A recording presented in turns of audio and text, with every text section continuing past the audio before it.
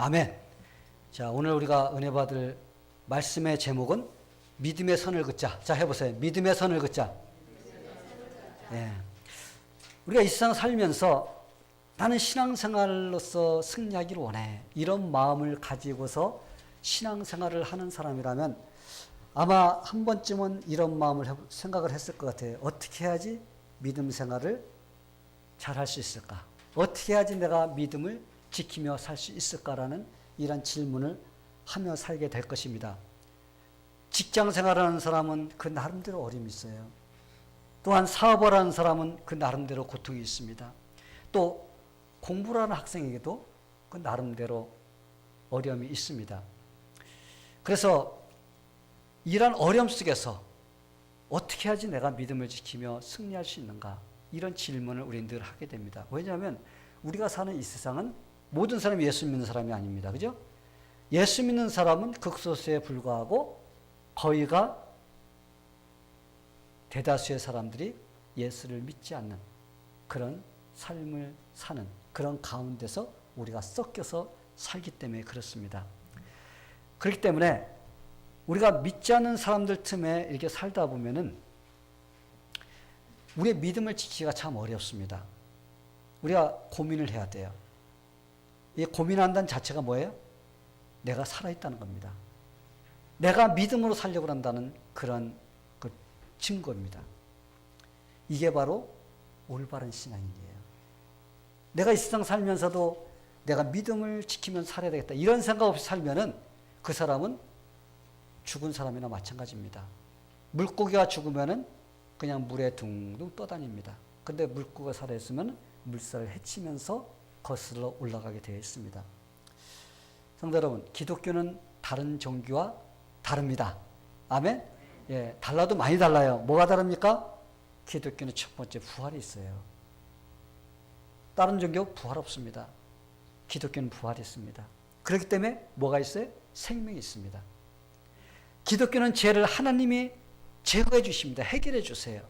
다른 종교는 내가 내가 죄를 갖다가 용서받기 위해서 내가 찾아가는 그런 일들을 하지만 우리는 하나님께서 우리를 찾아오셔서 우리 죄를 용서해 주셨습니다. 이건 완전히 다른 겁니다. 또 기독교와 다른 종교와 다른 점이 무엇이냐면 다른 종교는 이 세상에는 좀 썩었으니까 이 세상에 있으면 내가 더러워지니까 자꾸 피해갖고 혼자 살도록 만드는 것이 바로 다른 종교의 특징입니다. 그런데 우리 기독교는 어때요? 기독교는 아니에요. 예수님께서 그래서 제자들에게 너는 세상으로 가라. 우리 기독교는 다른 거예요. 우리는 사람들로부터 멀어지는 것이 아니라 우리는 사람들에게 찾아가는 바로 그런 종교가 바로 기독교인 것입니다. 그래서 예수님께서 너희는 세상에 가서 빛과 소금의 역할을 감당하라 하면서 우리를 세상으로 보내셨습니다. 그렇기 때문에 우리는 이 세상을 떠나서 살 수가 없어. 우리가 이 세상 안에서 살아야 됩니다. 이게 바로 우리의 책임이야. 에이, 이 세상 더러워서 못 살겠어. 떠나야 되겠어. 산골짜기 가서 혼자 오두막 지치고 사는 하나님께서 원하시는 방법이 아닙니다. 하나님께서 너는 세상에서 살아라. 그래서 세상으로 우리를 보내주신 것입니다. 근데 문제가 무엇이냐면 믿는 자들이 믿지 않는 사람들과 섞여서 살다 보면은 내 자신이 누구인가? 이 정체성을 잃어버립니다. 내가 누구인가? 내가 기독교인인지 아닌지 잘못하면 구분이 안 되는 수가 있어요. 왜냐하면 이 세상에 존재하는 많은 것들이 우리의 정체성을 흔들어 놓습니다. 우리가 신앙을 지킬 수 있도록 우리를 그냥 두질 않아요. 우리가 그냥 거기에 같이 섞여서 우리가 흔적도 없는 그런 존재가 되기를 원하는 것이 바로 이 세상의 시스템입니다. 그런데 우리가 이런 곳에서 살아야 돼요. 그러기 위해서는 우리가 이 세상이 어떤 곳인가를 우리가 분명히 확실히 알아야만이 우리가 여기서 내 정체성을 가지고 살아갈 수가 있습니다. 이 세상은 믿는 자들이 믿음으로 정복해야 될 장소예요. 우리가 거기에 흡수되는 것이 아니라 우리는 믿음으로 정복을 해야 될 그러한 곳이라는 것을 우리가 알아야 됩니다. 그렇지 않으면은 잘못하면 우리는 어떻게 그 환경 속에 같이 섞여가지고 믿음의 정체성을 잃어버리고 내가 누군가를 모르고 살아가게 되는 것입니다. 그러기에 이런 속에서 살아야 하는 우리는 과연 어떻게 살아야 될까? 하나님이 기뻐하시는 삶, 그 삶을 내가 어떻게 살아야 될까? 이런 질문을 우리는 매일매일 순간순간 하면서 우리가 살아야지 우리가 승리할 수가 있습니다. 저는 우리의 인생을 물과 배로 이렇게 비유하고 싶습니다. 우리의 인생은 물에 떠다니는 배입니다. 배는 물이 많아야 좋아요. 그렇죠? 만약에 배가 물이 없다면 그 배는 아무 소용이 없어. 그래서 우리는 이 세상을 갖다가 물로 비유를 하는 거예요. 우리 이 세상이 살아야 돼. 배가 여러분 물 없으면 무슨 소용이 있어? 산꼭대기에다 배 지어놓고 나 좋은 거 갖고 있어. 큰 소리 치야 무슨 소용이 있습니까? 배는 물 위에 떠 있어야 돼. 우리가 이 세상에 살아야 됩니다. 이 세상에 살아야 되는데 그런데 문제가 뭐냐면 배는 물에 침몰되면 안 된다는 겁니다. 배가 침몰되면 소용이 없어요. 물이 배 안으로 들어오면 안 됩니다. 배는 배로서 존재해야 되고 물은 물대로 존재해야 됩니다. 그래야지 우리가 목적지까지 갈 수가 있습니다. 우리가 지금 살고 있는 이 세상, 이것은 물이에요. 우리는 이제 이곳에서 사는 것이 당연합니다. 당연히 이렇게 살아가면서 우리가 이 세상 속에 빠지지 않아야 된다는 것입니다. 만약에 배에 구멍이 나서 물이 들어오기 시작하면 여러분 어떻게 돼요? 배는 머지않아서 가라앉게 되어 있습니다. 침몰되게 되어 있습니다. 우리가 이 세상 살면서 이 세상의 생각, 이 세상의 사상, 이 세상의 풍속 이런 것들이 우리 마음의 안으로 들어가면 우리는 언젠가는 침몰되게 된다는 겁니다. 이 세상에 빠져버리게 돼 있어요. 그래서 우리가 비록 이 세상에 우리가 살아야 돼. 왜냐하면 하나님께서 우리를 이 세상에 보내주셨기 때문에. 근데 이 세상에 살면서 세상 것이 우리의 마음으로 들어오지 못하도록 우리가 우리를 지켜야 된다는 것입니다. 믿음의 구멍이 생기면 어떻게 세상의 거센 물질이 우리의 마음속으로 들어와서 우리는 가라앉게 되어 있습니다. 여러분 솔로몬을 보시기 바랍니다. 솔로몬이 하나님을 섬기면서 그가 하나님이 주신 지혜와 총명, 부와 권세를 얻었을 때 얼마나 행복한 사람이었습니까? 그런데 그렇게 부족함이 없이 누리던 그런 삶이 서서히 그 마음속에 세상이 들어오기 시작했어요. 그러자 그는 어떻게 됐죠?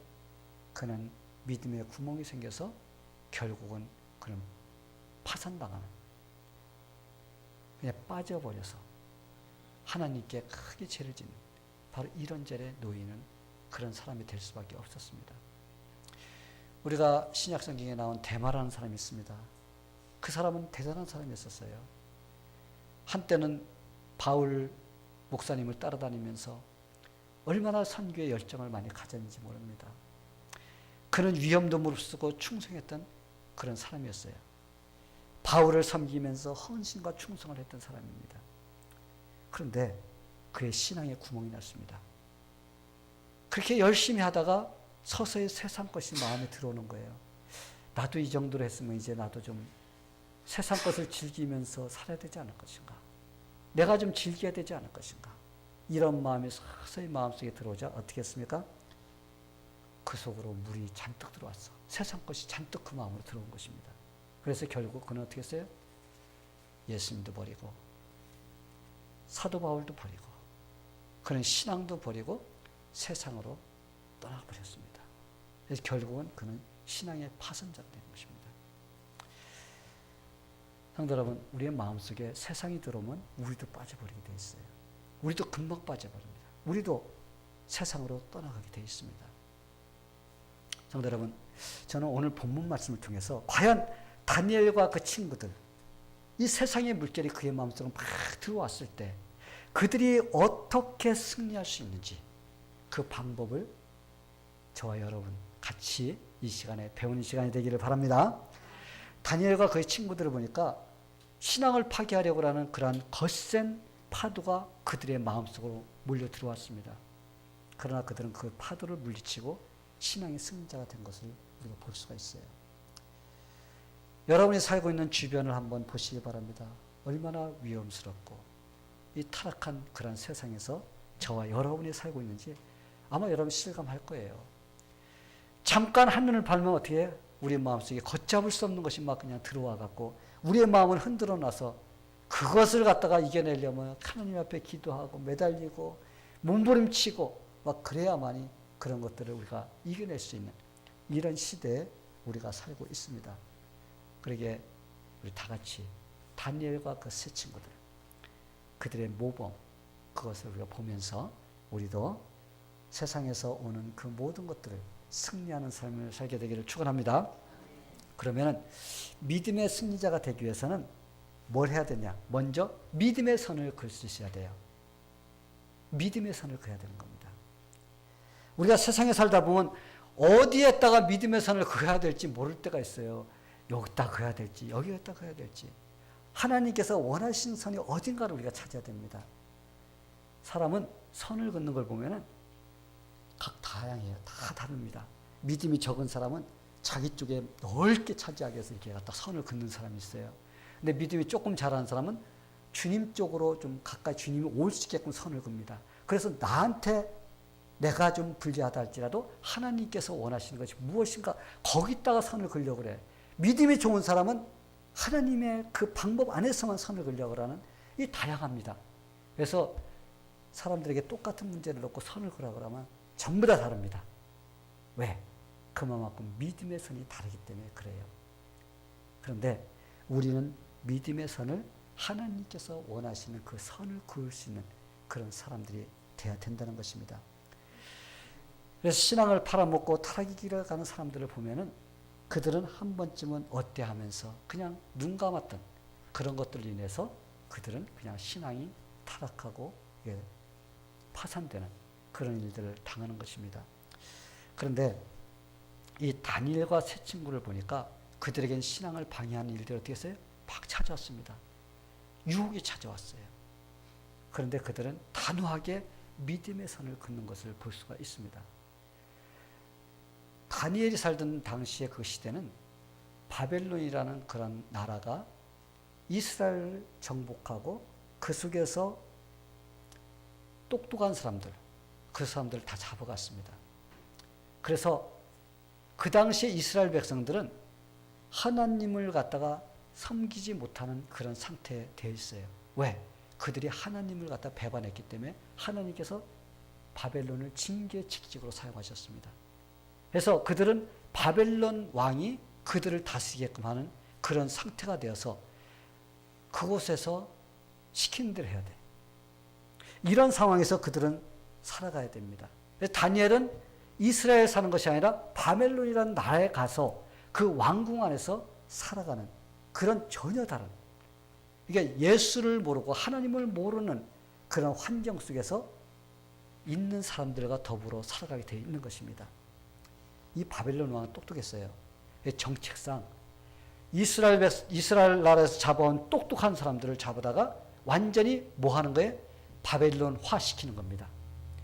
언어도, 음식도, 생각도, 모든 풍습도 바벨론화를 시키는 겁니다. 그래서 그렇게 시켜서 자기들이 자기 나라에서 사용함으로써 완전히 개조시키는 겁니다. 거기에 누가 끼어 있어요? 다니엘과 세 친구가 거기 끼어 있었던 것입니다. 그래서 그들이 가지고 있는 신앙도, 그들이 갖고 있는 생각도, 행동도, 모든 것을 다 어떻게 음식까지도 변화시키려고 하는 그런 속에서 그들은 있었던 겁니다. 여러분, 우리나라도 그런 때가 있었죠. 우리 바로 윗세대, 우리 어머니 세대, 부모 세대, 그 당시에 일본에 의해서 36년 동안 우리나라가 완전히 일본화가 되는 그런 어려움을 당한 때가 있습니다. 그 당시에는 어떻게 했어요? 한국말도 사용하지 못했습니다. 이름도 다 바꿔버렸어요. 일본식으로. 그래서 한국 사람이라는 그것을 갖다가 완전히 없애려고 그들은 최선을 다해서 방법을 강구했습니다. 만약에 36년 만에 해방이 돼서 그렇지 못하고 만약에 더 길어졌다면 아마 우리는 한국 민족이라는 것, 한국 나라라는 그 나라 자체도 없어졌을 것입니다. 그런데 하나님께서 우리나라를 축복해 주시고 긍휼히 여겨 주셔서 믿음의 사람들을 이렇게 세워주시고 그래서 해방운동을 하고 그것을 통해 가지고 우리나라가 36년 만에 해방이 됐기 때문에 지금 이렇게 우리가 하나님을 섬기며 살 수가 있는 것입니다. 일본은 지금도 여러분 100명 중에 한 사람이 크리스찬이에요. 1%입니다. 1%. 만약에 일본이 한국을 갖다가 일본화를 시켰다면 저와 여러분도 예수 믿기 어려웠을 거예요. 여러분 얼마나 감사합니까? 할렐루야. 예. 다니엘과 그 세 친구들 이런 상황에 놓여 있어요. 모든 것이 바벨론식으로 되어 있고, 근데 이런 상황 속에서 그의 친구들 믿음의 선을 긋는 것을 볼 수가 있어요. 그렇다고 그들이 야 우리 같이 어느 날 어느 시에 우리 바벨론을 탈출하자. 그럼 그렇게 계획 세운 것도 아니에요. 야 우리가 이 왕국에서 도망치자. 이렇게 계획 세운 것이 아닙니다. 그들은 그 왕궁 안에 있으면서 우리가 어떻게 믿음으로 신앙으로 승리할 수 있는가, 그들은 그것을 분명하게 이게 선을 긋는 것을 볼 수가 있습니다. 성도 여러분 8절을 보면은 그들이 신앙의 선을 긋기 위해서 첫 번째 뭘 했어요? 마음의 뜻을 정했다고 그랬습니다. 마음의 뜻을 정했어요.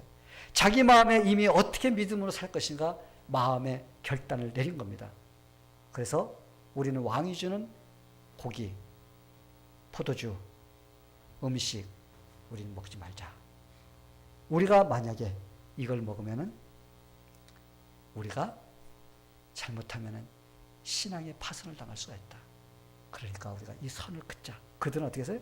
완전히 마음의 결단을 내렸습니다. 그들의 신앙을 지키기 위해서 이런 선을 그었는데 여러분 왜 그 선을 그었을까? 바벨론 사람들은 하나님 모르는 사람들이에요. 그렇기 때문에 그들이 음식을 먹는 거, 포도주를 마시는 거 모든 것이 다 어때? 이미 그들이 섬기는 신에게 바쳤다가 들어온 겁니다. 그렇기 때문에 그들이 그것을 먹다 보면 어떻게 해요? 자기들이 차츰차츰 신앙에 타격을 입을 거라는 것을 그는 알았습니다. 그래서 그들은 처음부터 그런 것들을 양보하지 않겠다는 그런 마음, 믿음에 타협을 하지 않겠다는 그런 결단을 내렸던 것입니다. 처음부터 하나님의 뜻대로 살아야 되겠다는 이러한 마음의 결단을 내린 것입니다. 그래서 그들은 왕이 내리는 진미, 그걸 먹지 않겠다고 결단 내렸습니다. 여러분 이거는 큰일 난 일입니다. 왕이 내렸는데 감사하게 먹어야 되는데 못 먹겠습니다 한다는 것은 이거는 나 죽여주시오 하는 거나 마찬가지입니다. 그런데도 그들은 이런 믿음의 선을 긋는 것을 볼 수가 있어요. 성도 여러분 이런 결단이 우리에게도 꼭 필요합니다. 아멘? 예. 우리가 세상에 살면서 신앙의 선을 긋지 않고 살다 보면 이 세상의 풍조대로 우리가 따라가게 되어 있습니다. 나도 모르는 사이에 그냥 은근슬쩍 가보니까 내가 너무 멀리 와 있어. 어차피 왔는데 뭐 하면서 어떻게 그냥 거기에 묻혀서 살게 되는 때가 참 많이 있다는 것입니다. 이 세상에 사는 동안은 믿지 않는 자들을 만나며 살아야 돼요. 근데 자칫 잘못하면 쉽게 그들이 살아가는 방식, 그들이 가지고 있는 사상, 행동 이런 것들을 우리는 어떻게 아무 생각도 없이 받아들일 때가 있다는 겁니다. 그들이 말하는 것도 그냥 우리는 받아들일 때가 있어요. 그들이 가지고 있는 나쁜 습관도 그냥 우리는 그냥 받아들일 때가 있습니다. 그리고 그들이 하나님을 대적하는 것을 보면서도 우리는 아무런 느낌을 받지 못하는 바로 이런 상태가 되게 됩니다. 그러게 여러분 이 마음속에 믿음의 선을 긋는 그런 일들을 해야 됩니다. 그래야지 내가 아무리 이 세상이 좋다 할지라도 아무리 이 세상 것이 나에게 많은 것을 준다 할지라도 나를 갖다 출세시켜 줄 것 같이 그렇게 한다 할지라도 이 세상 것이 달콤하다 할지라도 이 세상에서 나를 유명하게 만들어준다 할지라도 나는 선을 그어야 된다라는 이러한 마음의 결단을 내리게 되기를 바랍니다.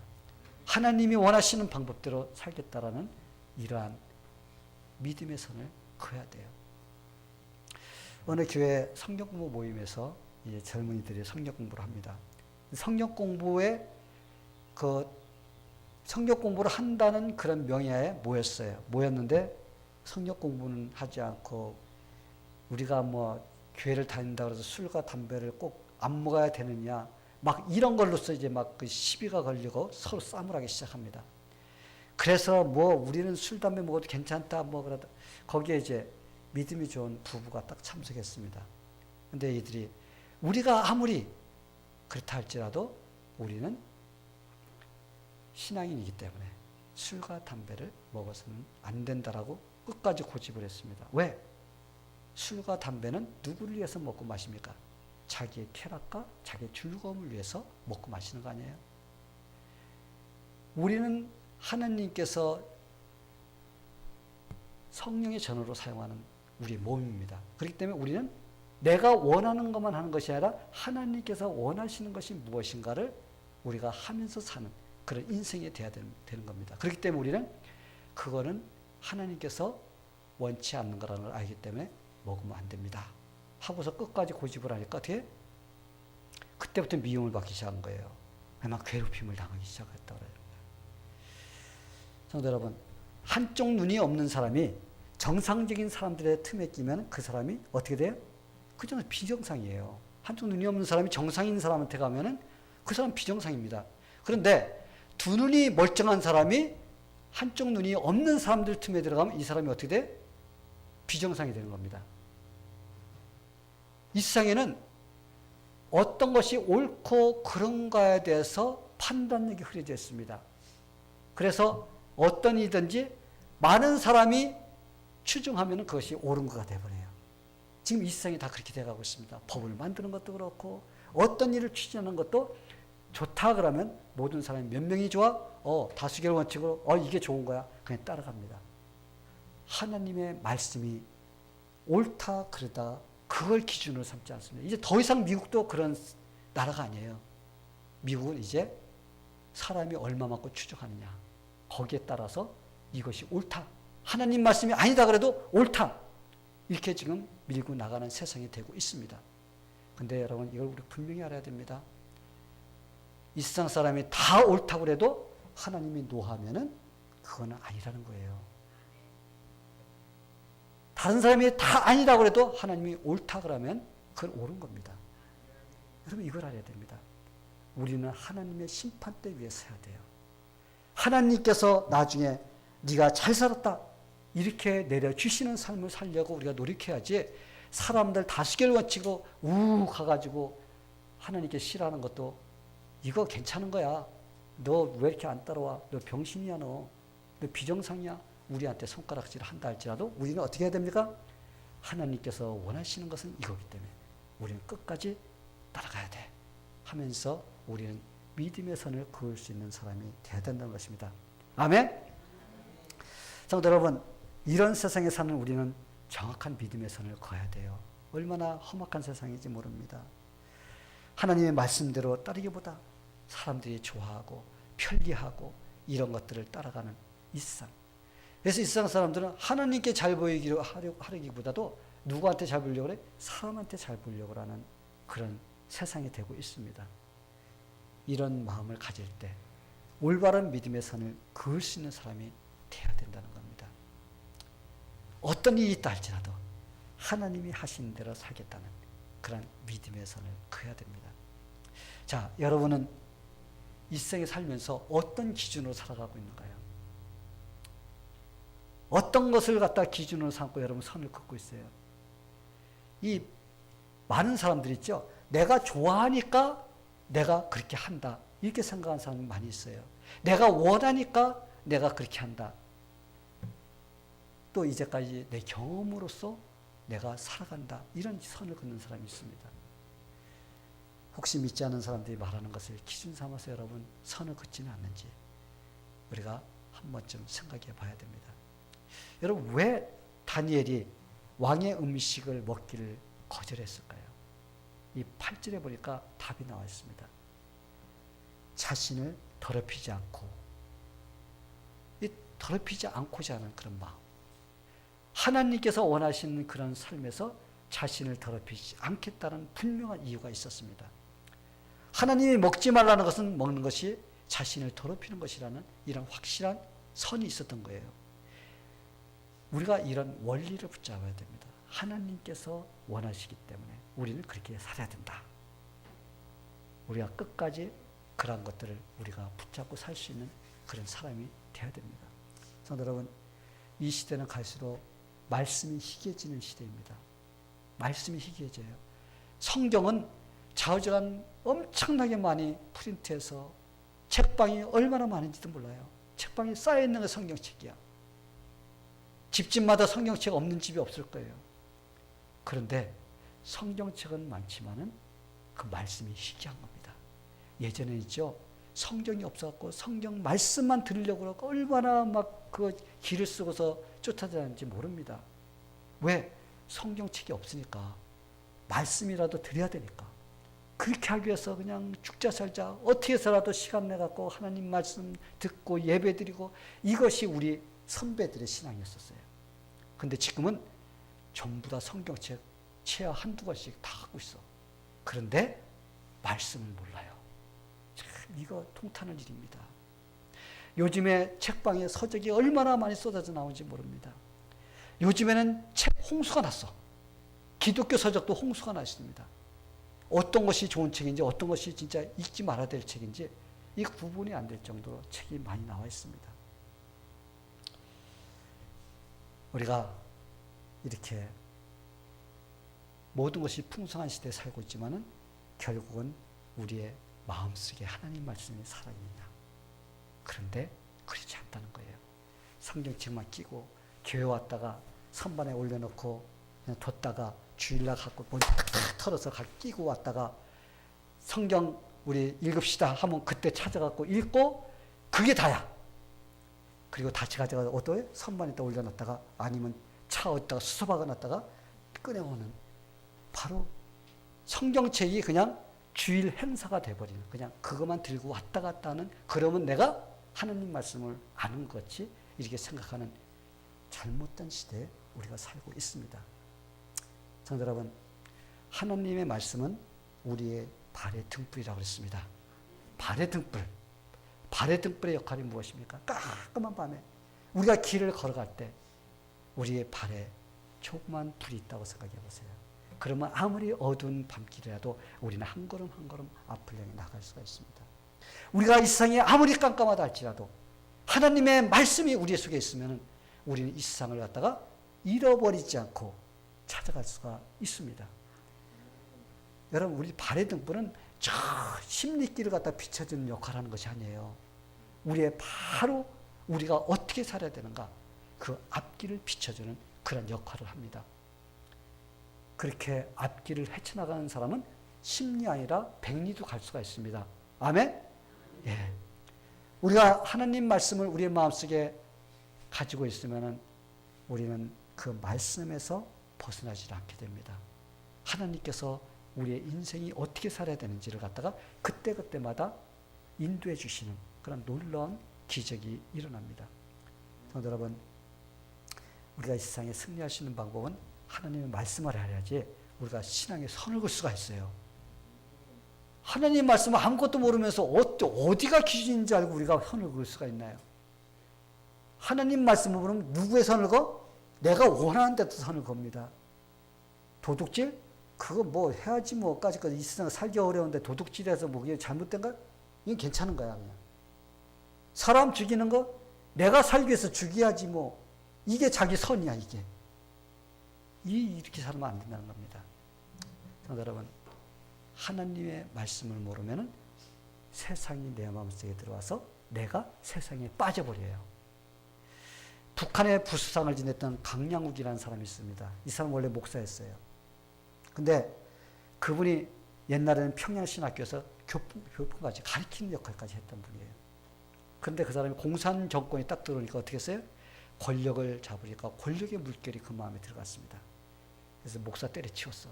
그리고 공산당원으로서 앞잡이로서 뛰는, 그래서 하나님을 헌신짝같이 버리는 이런 일을 한 사람입니다. 공산당에게 충성한 사람이에요. 여러분이 아마 스탈린이라는 사람을 아마 들어봤을 거예요. 소련의 독재자 스탈린. 이 사람도 예전에 신학교 다녔던 사람입니다. 그러나 세상의 물결이 그의 마음을 들어가니까 하나님을 배반하고 타락해버렸어요. 그리고 그는 어떻게 했어요? 무신론자가 되었습니다. 그리고 얼마나 기독교를 핍박했는지 모릅니다. 우리가 어떻게 살아야 되는지 기준이 없으면 우리는 그냥 편리한 대로, 내가 원하는 대로, 물결치는 대로 이렇게 떠다니는 그런 사람이 되게 된다는 겁니다. 그럼 결국은 어떻게 하나님을 배반하는 그런 자리에 놓이게 됩니다. 여러분, 한 번 뚫린 신앙의 그 구멍은 자꾸 점점 더 커져요. 커져서 물이 더 많이 들어옵니다. 우리 세상까지 더 많이 들어와요. 그러면 결국은 어떻게 해요? 우리가 파산돼 버리고 하나님을 버리게 되는 그런 자리에 놓이게 된다는 것입니다. 성도 여러분, 우리가 말씀을 철저하게 배워야 됩니다. 하나님 말씀을 모르면 우리는 선을 그을 수 있는 그런 방법을 모릅니다. 근데 우리가 이렇게 선을 그어야 되는데 선을 그으며 사는 사람은 손해보는 것 같아요, 처음에는. 그런데 하나님께서 반드시 유익을 누리도록 해 주신다는 겁니다. 아멘. 여러분 믿습니까? 예. 다니엘은 위험을 무릅쓰고 어떻게 했어요? 하나님께서 원하시는 그 믿음의 선을 그은 것을 볼 수가 있어요. 절대로 하나님이 원치 않는 사람이 되지 않겠다는 겁니다. 그래서 하나님께서 원하는 사람이 되겠다. 그래서 음식을 먹지 않겠다고 환관장에게 제안을 했습니다. 환관장이 성경에는 그냥 조금 그랬지만 아마 팔짝 뛰었을 거예요. 너 나 죽이려고 작정했냐? 너 미쳤어? 하면서 아마 다니엘을 갖다 금방 죽이려고 그랬을 겁니다. 근데 하나님의 뜻대로 살려고 믿음의 산을 긋는 다니엘, 하나님께서 은혜를 베풀어 주신데 누구의 은혜를 베풀어 줬어요? 환관장의 마음을 바꿔주신 것을 볼 수가 있습니다. 환관장 잘못하면 뭐가 일어납니다. 그랬죠? 왕이 니네 얼굴 초췌한 걸 보면 내가 어떻게 되냐? 나 죽어. 그 소리입니다. 그런데 하나님께서 다니엘이 그러면 10일만 테스트하게 해주십시오. 그래서 테스트를 했을 때 하나님께서 환관장의 마음도 붙잡아 주시고 다니엘과 그 세 친구도 붙잡아 주셔서 채소만 먹었는데도 얼굴이 더 기름기가 잘잘 흐르게 해주셨다는 겁니다. 어떻게 그럴 수가 있을까요? 하나님의 은혜입니다. 아멘? 예, 하나님의 은혜예요. 성도 여러분, 누가 자기의 목숨을 내어놓고 이런 일을 하려고 할까요? 근데 하나님이 마음을 감동시켜 주시면 그 주변의 사람들의 마음을 하나님께서 움직여 주십니다. 이 믿음의 사람이 산을 긋고 하나님의 뜻대로 살고자 하면 이렇게 신앙으로 살 수 있도록 하나님께 길을 열어주십니다. 그러나 우리가 올바른 선을 긋지 않고 망설이고 있으면 어떻게 해요? 우리는 둘 다 잃어버리게 돼 있어요. 내가 승리하는 것 같지만 결국은 둘 다 놓치게 되어 있습니다. 그러나 믿음의 선을 긋는 사람은 하나님께 주시는 유익을 얻게 되어 있습니다. 어떤 회사에 다니는 그 믿음이 좋은 집사님이 한 분 계셨습니다. 근데 그분이 이 한국에는 그 술 문화잖아요. 일본도 그렇고 자우지간 뭐 했다면 끝나면 뭐 하러 가? 그냥 이거 하러 가지 않습니까? 근데 회사에서 체육대회를 했어. 그날도 여전히 어떻게 해? 또 직원 전체가 다 이거 하러 간 거예요. 이거 하러. 근데 이 집사님은 믿음으로 하면은 그냥 당당한데 이 술자석에 가면 자꾸 위축되는 거예요. 왜? 자꾸 술 마시라고 그러니까. 술 먹이려고 그러니까. 그래서 거기 가면 그냥 움츠립니다. 딴 데라면 활개치면서 그냥 막 할 텐데. 그렇다고 또 내가 나 술 잘 마셔! 그러면 또 거기서 또 막 술 마시면서 뭐 그럴 수도 없는 거고. 그래서 항상 좀 마음이 좀 이렇게 조마조마하면서 이게 참석을 합니다. 근데 그날따라 또 과장이 그래요. 에이, 국장님께 한번 술 한 잔 따라드려. 그러는 겁니다. 그런데 이제 집사님이 이제 그러다 보면 어떻게? 자네 한 잔 먹으라면 또 올 거 아니에요. 그러면 이거 참 곤란해지니까 이분이 이제 거기서 딱 일어났어요. 큰 소리로 국장님, 저는 주를 가까이 하기 때문에 주를 멀리하는 사람입니다. 그러면서 술 한 잔 따라 줬습니다. 그랬더니 전부 다 이게 무슨 소리 하는 거야 지금? 저는 주를 가까이 하기 때문에 주를 멀리하는 사람입니다. 죄송합니다. 이 사람들이 지금 멍하고 있어. 그러니까 저는 주님이 나의 주기 때문에 내 주님을 가까이 하기 때문에 술주자 주를 갖다 내가 멀리하는 사람입니다. 하면서 한 잔 받으십시오. 감사합니다. 하고 술을 딱 따라 드렸습니다. 그 다음에 어떤 일이 일어났을까요? 그 다음부터 전부 다 그 사람에게 술을 권하는 사람이 없었다고 그래요. 어디 술자석에 가면은 코카콜라, 사이다, 아예 당연히 주문을 하는 것입니다. 만약에 이 사람이 우물쭈물하면서 매일 그냥 좀 사다가 그냥 홀짝홀짝 마시고 그랬다면 어떻게 했을까요? 아마 계속적으로 그게 끌려다녔을 것입니다. 너 전문에 한 잔 마시더니 이게 무슨 네가 무슨 뭐 신앙이라고 야 마셔! 아마 분명히 그랬을 거예요. 그런데 이런 일이 일어날 수 있는 것은 바로 그가 단호하게 신앙의 선을 긋고 분명하게 자기 자신을 밝혔을 때 다른 사람들이 그걸 인정해주고 그럼으로써 그가 더 이상 어려움을 당하지 않는, 이게 바로 뭐예요? 하나님께서 은혜 베풀어 주신 거예요. 하나님께서 은혜를 베풀어 주셨기 때문에 이런 일이 일어날 수가 있는 것입니다. 성도 여러분, 우리 다 같이 어떤 상황에 살든 하나님이 원하시는 믿음의 선을 그을 수 있는 사람이 되기를 바랍니다. 겉으로만 그런 척하는 것이 아니라 우리가 진짜 하나님께서 인정해 줄 수 있는 그런 크리스천이 되기를 바랍니다. 어떤 자리에 있든 우리는 믿음을 지킬 수 있는 자리에 있어야 됩니다. 신앙인으로서 하지 않아야 될 그런 것들은 우리가 단호하게 그때마다 말씀의 기준을 가지고 우리가 선을 그을 수 있는 그런 사람이 돼야 됩니다. 우리 체면 때문에 예수님을 배반하면 안 돼요. 우리는 체면 때문에 예수님 배반하면 예수님 내가 너를 갖다가 나중에 올 때 모른다고 한다고 이렇게 말했습니다. 성도 여러분, 언제든지 하나님께서 원하시는 신앙의 선을 긋게 되기를 축원합니다. 그래서 우리 다니엘과 같이 하나님께서 주시는 그런 축복을 누리며 은혜를 누리며 사는 저와 여러분이 되기를 예수님의 이름으로 축원합니다. 다 같이 기도하겠습니다. 하나님 아버지 감사합니다. 우리가 이 세상을 살다 보면 얼마나 하나님을 대적하고 하나님을 무시하고 업신여기며 살아가는 그런 사람들을 만나고 또 그런 문화를 우리가 접할 때가 많은지 모릅니다.